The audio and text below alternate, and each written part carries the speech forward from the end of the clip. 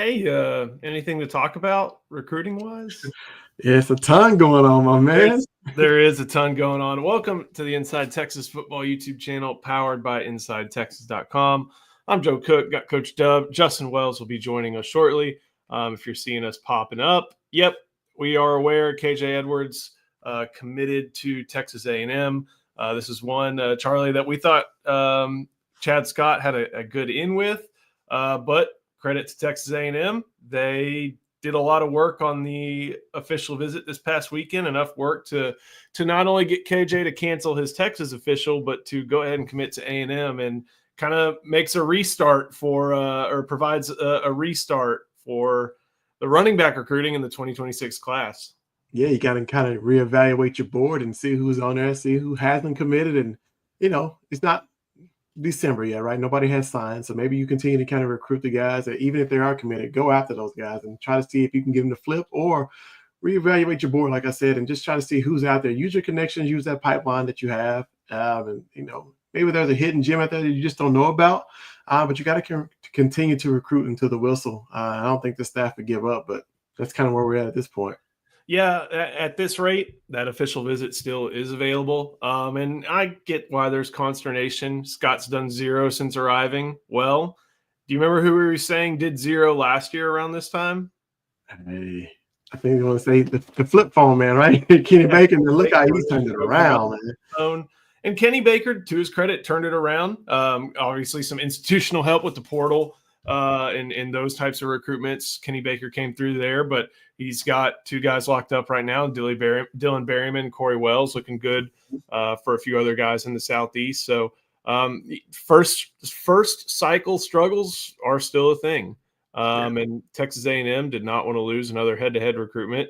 So I think they made their effort and were rewarded with a big addition from KJ. And it does sting because, we've been talking about KJ for so long and kind of pigeonholing him as the floor setter in the class to where now, okay, what's next for Texas?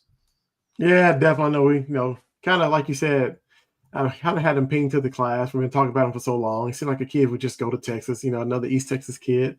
Get an opportunity to play in Austin. You just never know how some of these things shake out at the end of the day. Like you said, give credit to the Aggies. They did a good job of recruiting him so much that he felt like that's where he needed to be.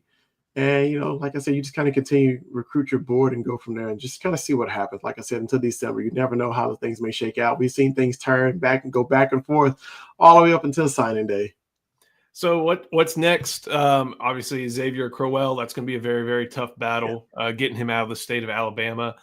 Derek Cooper, that maybe Texas looks there, goes back to Florida. That's going to be tough getting him from the state of Florida with Miami and Florida State and Florida after him. And you suggested, and I'm pulling up his huddle now, the guy who I've said he looked like Jonathan Brooks. And I know Texas recruiting him as an athlete. I think recruiting him in the defensive backfield. That's Paris Melvin out of Cy Springs in the Houston area. He did it all for Cy Springs. And one of the cool things he did, in my opinion, was he didn't have to play running back, but the Cy Springs coaches asked him to play running back. Mm-hmm. And, man, it looks good. I do think that, I try to be kind of slow with player comps to the greats. And excuse me, Jonathan Brooks only had 1 season, great season nonetheless.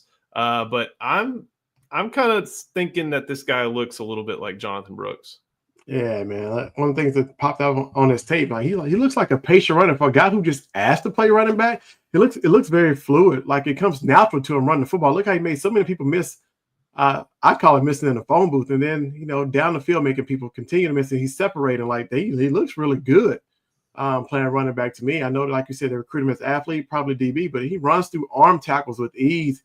Stop and starts really good. Jump cuts. I mean, he looks like a running back to me. I think you made a good point comparing him to Jonathan Brooks, just kind of about his style and how he runs the football. And then another good one from Evan Barta. I feel like everyone's throwing big bags around, and Texas needs to wake up and start throwing around theirs for Crowell. Couple things there. Not all these kids are committing to Texas out of the goodness of their hearts. They know that NIL opportunities are there at Texas. I think Texas tries to be very, very patient with how they approach NIL. But let's not act like they're not doing it. And then at the same time, throwing theirs around for Crowell. Well, what do you think Alabama's going to do? What do you think Auburn's going to do, especially for an in-state kid? Like, these are the tough. This is the life you live when you're recruiting national elites, and some of them aren't from your home state. And even for the ones from your home state, like, the misses are going to stink. The wins are going to be that much sweeter. But it's recruiting. There are going to be misses, and this is one of them that hurts for Chad Scott, Steve Sarkisian, and company. Yeah, definitely. Everybody has NIL. Everybody's gonna go or give it their all and get their best efforts, probably to keep a guy in state like a Crowell out of Alabama. You don't want to lose that to an out of state school because they'll never hear the end of it, right? And so it happens. I mean, NIL is everywhere, and I froze up a little bit. I apologize, but yeah, you're good. I mean, yeah, NIL is NIL everywhere. I think one thing that we haven't been able to see a ton of in recent years, and this is going to be a chance for Chad Scott either get back in with a lot of these guys. It's going to be tough because a lot of them have decision dates set. This is a chance to prove you can evaluate too. Find that senior eval. Find somebody, who can step in or step up during the course of their senior year and really make the most of it. And that's kind of it's a trade that people forget about because so many of these kids commit after official visits. I'll knock this out in a second. So many of these kids commit after official visits, but there's always a few that do something good during the year that are worth recruiting. Yeah, I mean, you look at last year, right? I want to say, mine went blank. Grayson Littleton, like, didn't he take a visit to Texas like late in the season? He had took ODs elsewhere, and then during the season came to visit Texas. Like, you never know how these things shake out, right? So kids get interested, things happen at other schools too they could be committed to, and so you can get guys back on campus. You can kind of pique their interest a little bit, especially seeing how the season plays out.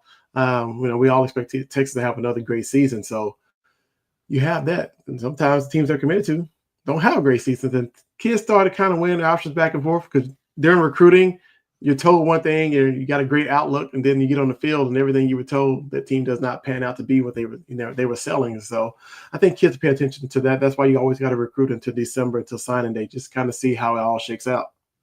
Who knows? Maybe at the end, big bank can take little bank, and as Paul Wall once said, that's how it works. So we'll keep going. Obviously, a big sting for Texas, and figuring out what's next at recruiting running back, because Texas doesn't have any running backs committed right now. The official visit list, I don't know if they have one coming in next weekend. I'll have to double check that list to see, but definitely a sting for Texas. We will talk a little bit about some of the guys who did make their way to Texas this past weekend, get some reviews and reaction up from that. We got to talk about, of course, the number one guy on the board. That's Felix Ojo, Mansfield Lake Ridge High School. Hadn't shut it down yet, not done with the process quite yet. Going to take a trip to Utah, and I think you had said there's a family connection there that has him seeing Salt Lake City. Definitely. Apologize. Yeah, Ojo, I guess with religion, Utah being, a state of Mormon. I didn't know that's his religion, and so he has some connection there to that. I think giving Utah a chance, and of course he's known those coaching staff for a long time. They've been recruiting him hard for a long time, he said, and so giving him an opportunity, a shot, right? I mean, that's all you could ever ask for staff. They've been begging for an opportunity to get him on campus, and he gave them that opportunity. But I do know he got to hang out with Trevor Gooseby this past weekend, just kind of see the guy that he'll be replacing, he said, honestly, and that's how Texas views him, and he understands the pipeline of Kelvin Banks and Trevor Gooseby. I can be that next left tackle to be 3 years and out. And so Ojo definitely sees the opportunity at Texas. He has a great relationship with Coach Kyle Flood. Enjoyed his visit at Texas, just kind of sitting down and talking academics, seeing the full picture. But like you said, just not ready to shut it down just yet, and give Utah a chance and evaluate everything after that. I posted over on Inside Texas earlier today all the decision dates that we do know. I don't think he was in there. I don't think he has a date set quite yet. I know John Turntine, you've reported has July 4th. We have a couple coming up in the next few days. Dre Quinn, Vodney Cleveland. Those are the guys we're going to be talking about next. Before we do keep on going, got to show some love to our sponsor, and that is Roback. There's only one way to describe Roback. best fit, best feel. For those who aren't familiar with Rhoback, they are completely changing the game with their incredibly comfortable activewear. Rhoback has released so many items within their new licensed game day collection, and it's our favorite. With novel polo designs and clean hoodie and Q-zip designs from some of your favorite schools like Texas, it's definitely worth checking out. Nobody else on the market is pairing these level of custom designs with this quality of activewear. Rhoback's everyday shorts or their Delta Performance pants are the perfect pairing as well. Both are super comfortable, have an elastic waistband, and great fabric that's made to have the appearance of a nice short look, but the comfort for a day on the move. Rhoback has also been proudly leading the NIL charge, having signed partnerships with multiple college football stars like Quinn Ewers. They are becoming the go-to brand for college athletes across the country. Use the code Texas20 on Rhoback.com for a generous 20% off for all new customers through the end of this week. That's RHOBACK.com and 20% off all performance polos, shorts, and more with Texas20. We welcome on Justin Wells, who had the scoop on all this KJ Edwards stuff. Has committed to Texas. I threw out the idea. We had mentioned that, kind of what happened with Kenny Baker last year, maybe happening with Chad Scott right now, getting involved in the up for a lot of targets. We kind of covered a lot of the Edwards stuff. Don't want to rehash it over and over. But maybe with Crowell, with Cooper, and then kind of seeing what's next after that. It's going to be tough to find out. Yeah. There's a lot of details to this, and there's some more that'll come to light in the future. But ultimately, it's very similar to Kenny's first year, even to Chris Jackson's first 6 months on the job. I remember, I think it was a while before he had Ryan Wingo wrapped up. And so that's what we're seeing is other schools are using that against Texas.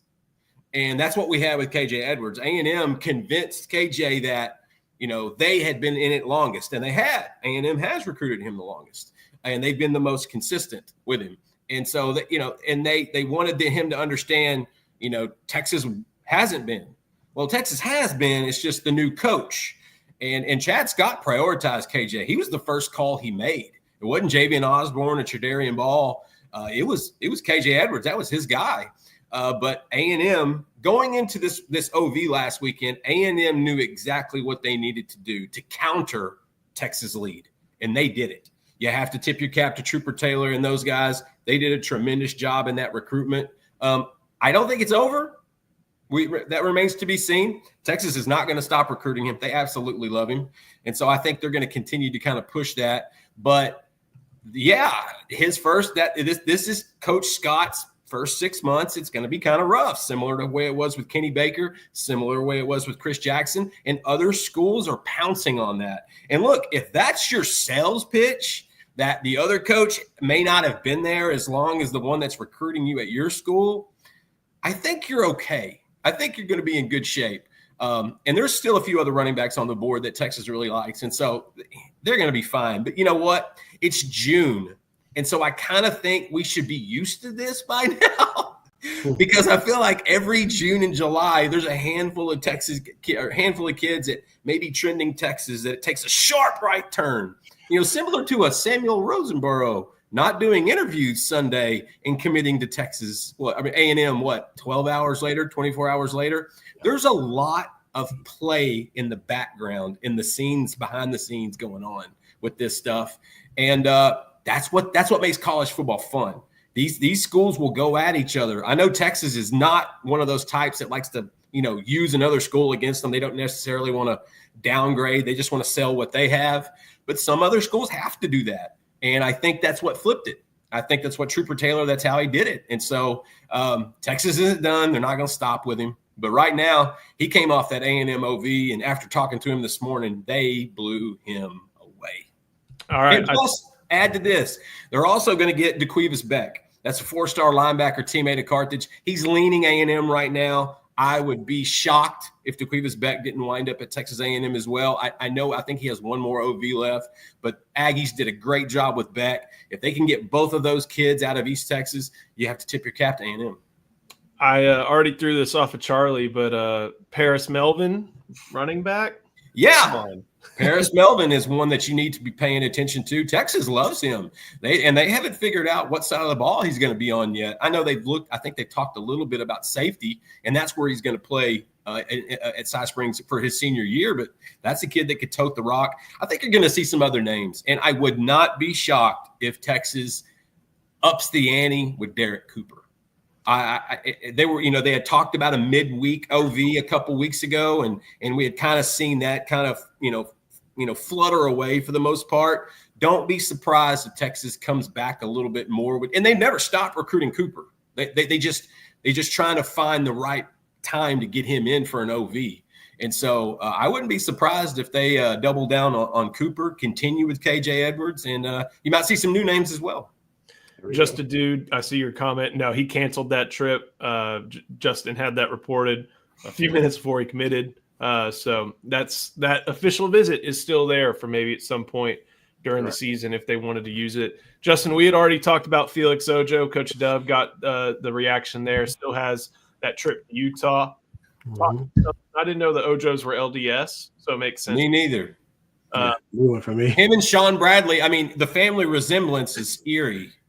But we got to talk about somebody who we feel a lot better about, especially compared to KJ Edwards, who I think Eric put in an RPM, and that is Birmingham Parker defensive tackle Vodney Cleveland. And I always love this part of his huddle. There he is, and there's King Kong. I've never seen it.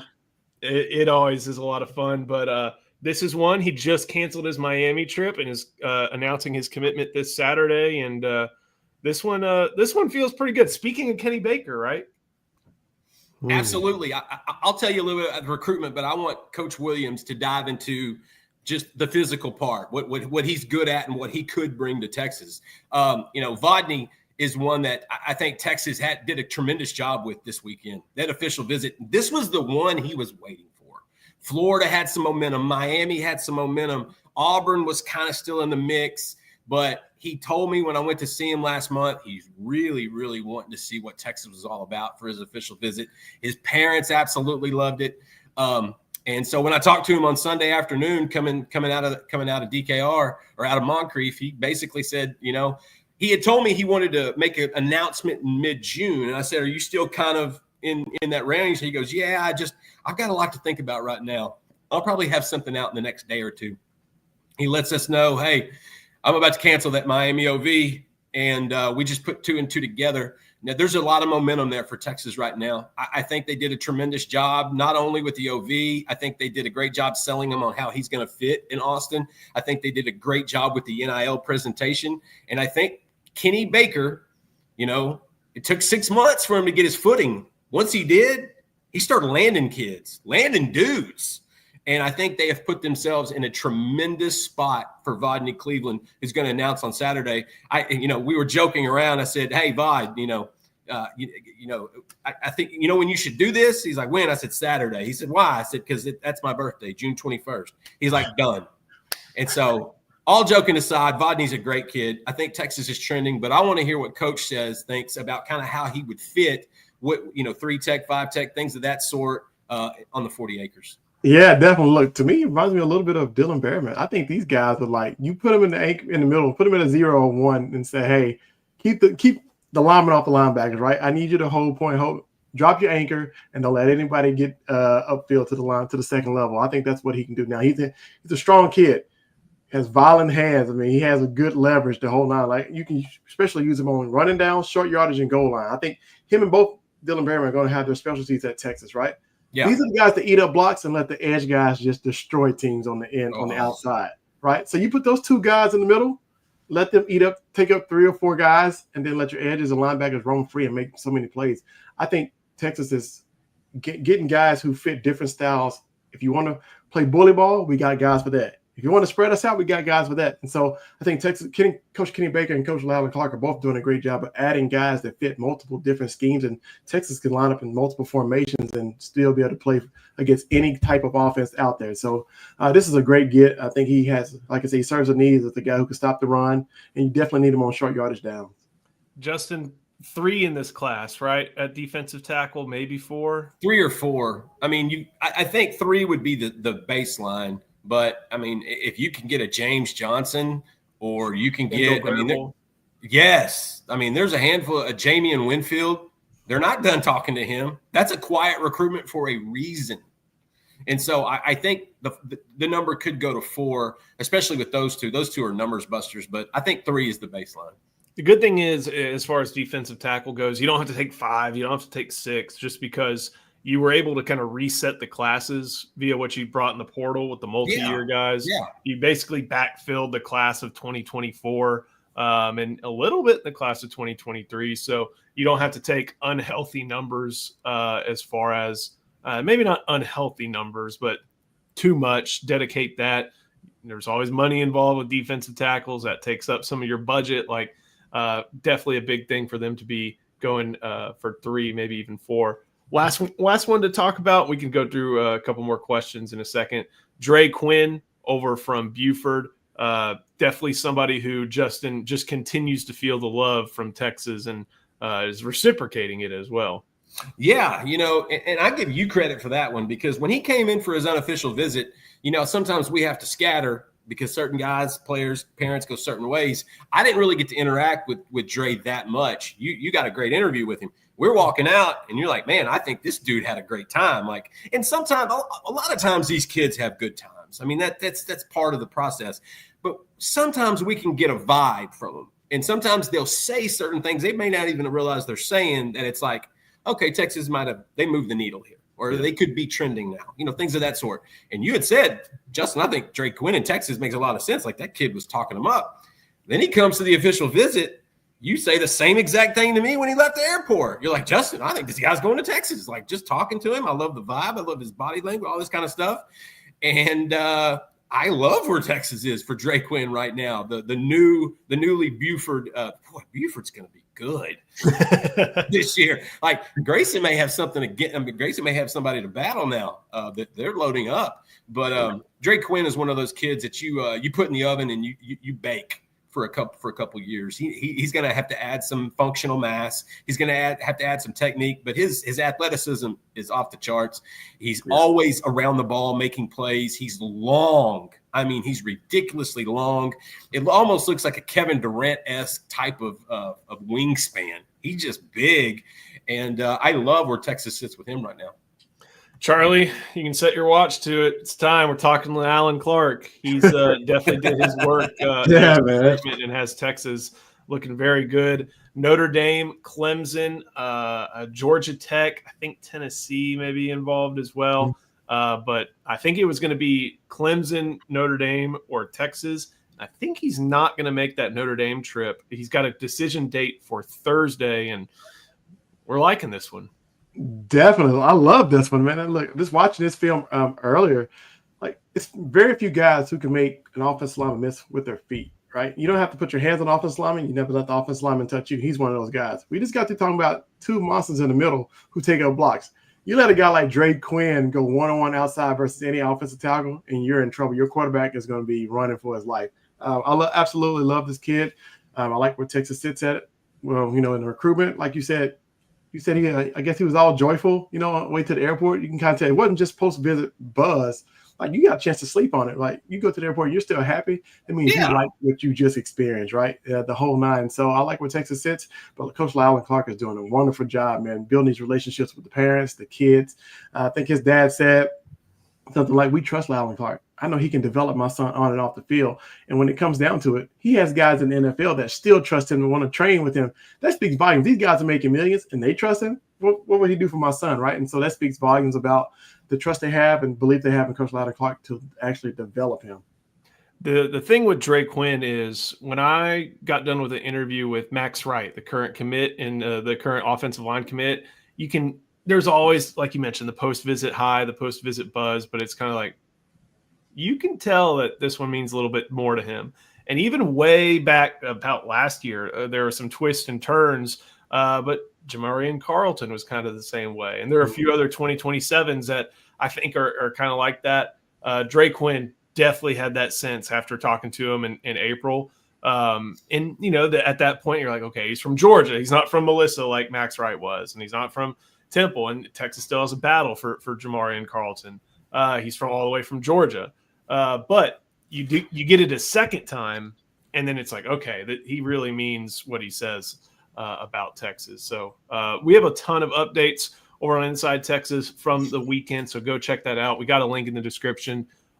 You can sign up, get access to read a lot of those. If you're joining late, we went over all the KJ Edwards stuff at the top of the show. So good job, Joe, on getting the show staggered. So when it would happen, we went right on the air. Yeah. I don't know if fans noticed that, but that was Joe Cook masterclass timing. So if you don't know any better, now you know. I mean, usually we start the show at about 11 or 1:30. We had to wait. Yeah. Can you imagine? And that's okay. We are always going to respect these kids. We are always going to respect what they tell us. We're gonna be honest when they're honest with us. And so, yeah, we had to wait just a little bit. But yeah, we talked about this. Derek Cooper, Paris Melvin. I think there's going to be a couple names we're not used to hearing yet that are going to pop up. I wouldn't be surprised if they go shake the tree on Tredarian Ball. I wouldn't be surprised if they're maybe get another look at Davian Gross, who's an absolute blazer. Yeah. It's unsure if running back or receiver is kind of his ideal, his projection in college. But they're going to get somebody good, because if you remember the first 6 months, Kenny Baker was having a hard time. By the end of by the time signing day came around, he wasn't having any issues. I see Just a Dude popping up with another question. Is there a not this season? Not this season. Yeah, like something like Velton Garner. You get. I don't see that happening. I don't see that happening either. They like what they got now. God forbid something happens in August in camp. Yeah. Then you could say, okay, a Velton Gardner type, or maybe they would look at somebody else. But if everybody's ready to rock and roll, and like Eric broke the other day, CJ Baxter's back, ready to go, they're not going to touch the portal. Now, after the season, we'll have that discussion. I did look real quick to see who, which, if there are any portal running backs available. It's Velton Gardner's, baby. Can I interest you? May I interest you in a gently used Savion Red? Dude, I would take Savion Red in a second. You know what, though? Savion's about to get carries at Sacramento State this year. Oh, that's where he went to? Oh, okay. He's a Hornet now. I got to get on 3 to update that. Brendan Marion is cooking in the state capital of California, Charlie. Yeah. And then the only other one, I think, y'all remember Brandon Campbell? Yeah. The little guy that went to A&M from Caroline, right? From Katy. All Katie's are he went from USC. He's been around the country. He's listed as still available. I'll have to double check some of that stuff. But yeah, I'm kind of with you, Xavier Flores. They're not going to be poor. Unless something drastic happens, because that's what happened last year. Right. In 4 days, that room changed. Last but certainly not least, and again, if you're joining, already kind of hit all the KJ Edwards stuff. Head to Inside Texas for that. Manuel Soto, KJ is an early enrollee, so Texas will be recruiting through the whistle up until mid-December. He actually took his statistics exam yesterday. He did not do well, so he's going to get another chance on Thursday. No, it was funny because all the guys in Carthage were joking about it. Carson Crawford, they have a linebacker committed to Texas Tech that is a dog, okay, who's going to also play some tight end. And he just said, man, I just pushed through it. And he had a good grade. The other guys are like, you told us this class was going to be easy. This is not easy. So they've got a little bit of work to do. I was like, man, statistics was not easy in college. So I can't imagine what you guys are trying to do. But they were so funny about it because they're like, wait a minute, Carson passed it and the rest of them had a hard time with it. What is going on here? KJ's like, man, I gotta get it again. And he's going to get it again. He's an earlier enrollee. And please don't get it twisted. KJ Edwards is one of the nicest, best kids I've ever met, and I'm going to root for that kid no matter where he goes, no matter what he does. Same thing for little bro JD, 2028, and Texas is going to stay on him as well. good thing about journalism majors, there's no statistics on here. So, and why I have that in my desk, I still don't know. And then just a dude, you asked this. We'll do this before we get to Dia Bell. Tyler Atkinson, just Texas wasn't in the top schools for him. No, they didn't put – they liked him last year. I actually think he came in for the Texas-Georgia game, if I remember correctly. When I went out to Grayson to see those guys, him and Anthony I think it was Anthony Davis, were big Texas guys. They love Texas, the linebackers. But I think the Horns decided to go in a different direction. And so I can see Atkinson staying in that region. I think Auburn might be the sleeper there. Watch Auburn, watch Georgia, and then with Anthony Davis, USC has just been tremendous in that recruitment. But no, Texas wasn't really in the Tyler Atkinson recruitment past this winter, and that's okay. I think Tyler is an incredible athlete and has a ton of upside. I also think he may be limited athletically at the next level. Maybe it already peaked, and that's something I think that a lot of schools are considering. We'll move on, talking a little bit about Dia Bell at Elite 11. This is always a great event. Texas had a lot of their quarterbacks get involved in the Elite 11. I found the list.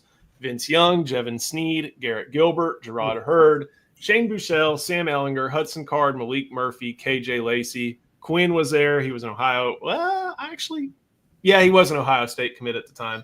And then now Dia Bell. He came out there and was flinging it with that nasty mullet hair looking thing. That was a fun. Elite 11's always been fun. I just hate that it's not in Oregon. I know. Dia Bell's there on 3 via Chad Simmons and via Charles Power.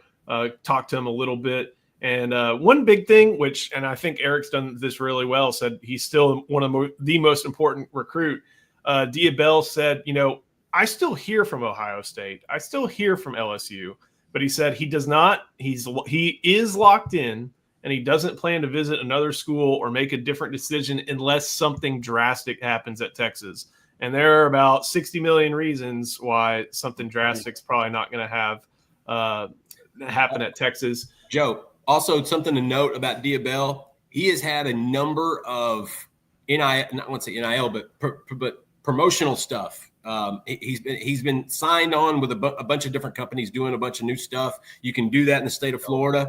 If you notice, each time they release like a press release or a social media release, he wants Texas Longhorns in every single post. He wants it known he signed here, future Texas Longhorn quarterback. You got to love where Dia Bell's at, and now Dia's got to start working on who he's going to hand off to. Yeah, we have a good idea of who may be protecting him, but who he's going to hand off to. Yeah, absolutely. This is always a real fun event because you see fans always talk about, oh no, you're the bias, all that stuff. They're pretty fair there with Brad Stump running that and Elite 11. They've always been running a top class event, but it is a star-studded affair. Dia Bell, number 2 quarterback. I guess that means what's his name? Jared Curtis, is he going? We'll find out in a second. This is the full list. Faison Brandon heading to Tennessee from North Carolina. Keyshawn Henderson, that's going to be a fun one to track. I'm a big fan of that kid, man. Not just because he's a dude, but because he's staying loyal to the soil. Yep. He is like, you know what? I don't care if Houston's not in this major conference. I'm playing with my home. I'm playing at home. And if they get Houston's been getting some commitments in the last couple months. They're going to put some guys around him. I love the potential Jalen Warren there. So I'm going to be real curious how Henderson looks, because there's still people in the media that think he might be a better athlete than he is a quarterback. And I'm here to tell you that is wrong. This kid has been a quarterback at least since I've seen him. Yeah. And you know who's going to use him right? Willie Fritz. Oh, man. Definitely. They're not going to leave him Willie's wrong. going to be in his bag. And he had a visit scheduled to Florida State, canceled it, staying at Houston, big time there. Faison Brandon, that looks like a Jeff Heupel commit. That is exactly what that is. Landon Duckworth from I think Auburn. Auburn's got some stroke there right now. Yeah. Really? He did take oddly enough, and it was after Dia was committed. I think he was with the 7-on-7 team, and it's just kind of the show through the line. He did visit Texas when he was committed. when he was committed to South Carolina. I think he's part of the same 7-on-7 team that Zealous Hicks was, 24/7, either gold or 24/7 carat. And so he made his way through. Obviously, nothing happened there, and I think South Carolina wants him in. Bo Bentley, Dave Campbell's cover boy, he'll be there. Oklahoma and LSU. Jonas Williams. Some of these guys I don't know much about, and especially with USC. I know Bo. I saw what Bo did to Kilgore High School. I don't know. Both watched that one. That'll be, I bet he probably sees a lot of John Mateer in himself, but he may see some Garrett Nussmeier in himself too. And I'm wondering that should be coming down pretty soon. Heck, a lot of these kids make those commitments. Oklahoma cannot afford to lose him, guys. I'm with you there. True. Jake Fetty from El Paso del Valle. He can play. Good. He can play. He's a little underrated. He can sling it. Maybe if he's a DFW Houston kid, maybe Texas pushes a little bit more. I like him, but I think he found a really good fit at Arizona State. Arizona State's kind of got some pull. I mean, because Tempe and Phoenix is pretty darn close to El Paso. That's closer to El Paso. Is closer there than it is to Austin, I would think. Yeah. So, and he was really highly ranked to start, like top 20. He's kind of popped down a little bit, but still really skillful and a great fit. Oscar Rios, I think I saw he is down to either like Oregon and Arizona or Oregon and UCLA, something like that. And then this one just came down today. Say again? Didn't this just happen? Jet Thamala? Yeah, he flipped from Iowa State to Alabama today. Yeah. Today. So Matt Campbell just getting his lunch taken. I'm going to trust Matt Campbell with quarterbacks. True. I think Rocco Beck could end up being like big. The only thing, I'm not going to say that. Yeah, I trust Matt Campbell with quarterbacks. Now, I don't necessarily trust Iowa State quarterbacks with squares and stuff like that, but I do trust Campbell to pick the right guy.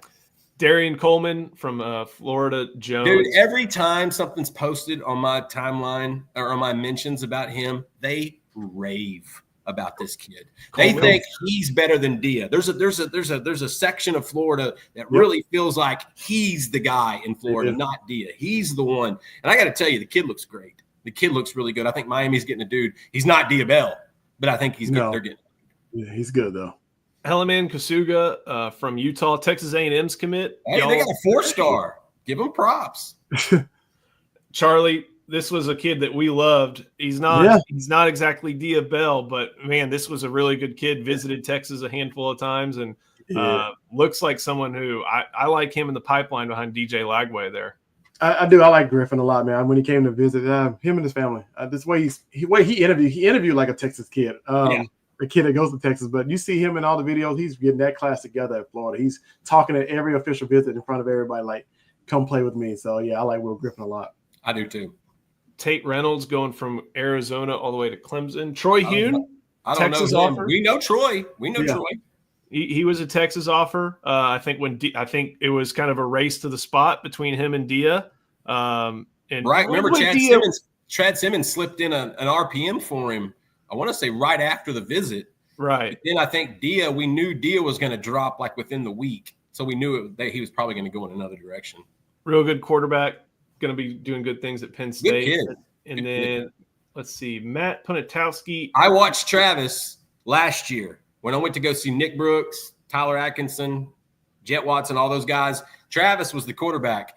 He gives me you remember Auburn's quarterback, Jason Campbell? Yeah. He gives me some Jason Campbell vibes. He's kind of tall. He's kind of long. He's got kind of a wind-up, but, man, he has some velocity on the ball. He's a playmaker. He can move in and out of the pocket. He throws well out of the pocket. I was impressed with him. Honestly, I thought he would have even higher offers. I was sitting there with Georgia Tech and Auburn coaches who absolutely loved him. And so it's interesting that UNC grabbed him so quick. But I remember watching him last year. He was good. Going down, looking a little bit more. Briggs Cherry going to Louisville. Again, Jeff Brom. I'll trust what you do there. Yeah. Going through the rest of them. You know what? It's not common to see this many 3-stars at the Elite 11. It's just not. Yeah. I think the cycle's down a little bit, guys. And Bryson Beaver, I think he just got offered by Oregon and decommitted. Yes, yeah. I think that somebody made a comment. Boise losing a quarterback out to Oregon or something like that. So Diabell will be Bryson there. Beaver, a Beaver going to Oregon would be hilarious. Hey, isn't what is it called? Oregon, or the Nike campus is in Beaverton. So Phil Knight, I don't know. I miss it, man. God, I miss it. Sometimes I think about just going up there for the hell of it. I know. Well, going to be fun. We'll be tracking Dia at Elite 11. I'm sure all their social channels will have some clips of him. That'll be fun to track. But make sure also you like this video. Let me get Just a Dude before we buck out. Yeah. Oh, yeah. I had that one queued up. I don't know. Well, I mean, he's got a couple, but this is one I like because you know what direction I'm going here with this. Okay, he sees Zach Swanson. I see kind of a mixture of Jared Allen, Nick Bosa. Oh, God. Maybe even Joey Bosa. Brock Lesnar. Max Crosby, like a hair of Max Crosby. That's kind of the thing. Maybe even the presence of a Jack Sawyer. I can't think of any others. I called him Baby Bosa. That's I can't think of any other guys. I need to watch his film a little bit, but Brian Robinson. Yeah, there we go. Somebody. Yeah, I can tell you this. Maybe Cole might be a man. He ain't the athlete Brian Robinson is. Brian Robinson is a freak. The thing with Swanson was always going to be an interior guy. He needed to get the weight for line play in the SEC. Had a decent game against Texas in that Peach Bowl, but just didn't have the body I don't think he had the body frame for what they were ideally wanting. But realistically, what are we thinking on Kroll? You mean for the Texas chances? No. Like a good comparison. I mean, I don't want to say Ethan Burke or Vossick because he's not. There's two more. What are you doing? Those are perfect. Could you go? Did you go Hutchinson? Was that Michigan? I mean, maybe. Oh, yeah, that edge from Michigan. He went to Detroit. Yeah, I mean, my goodness. Aiden Hutchinson. Man, that's it. It's Aiden Hutchinson. That's the comp. All right, I don't think if the chat can come up with any more, we'll give you credit. I can't think of any more. But if you got them, make sure you head to InsideTexas.com. We got a link in the description. Also, make sure you like this video, subscribe to the channel. Any big recruiting news that comes down this week, we'll be having it here. So make sure you stay tuned to the Inside Texas YouTube channel. Charlie, thank you so much. Justin, thank you. Thank you for watching. We'll see you next time. The Inside Texas Football YouTube channel, powered by InsideTexas.com.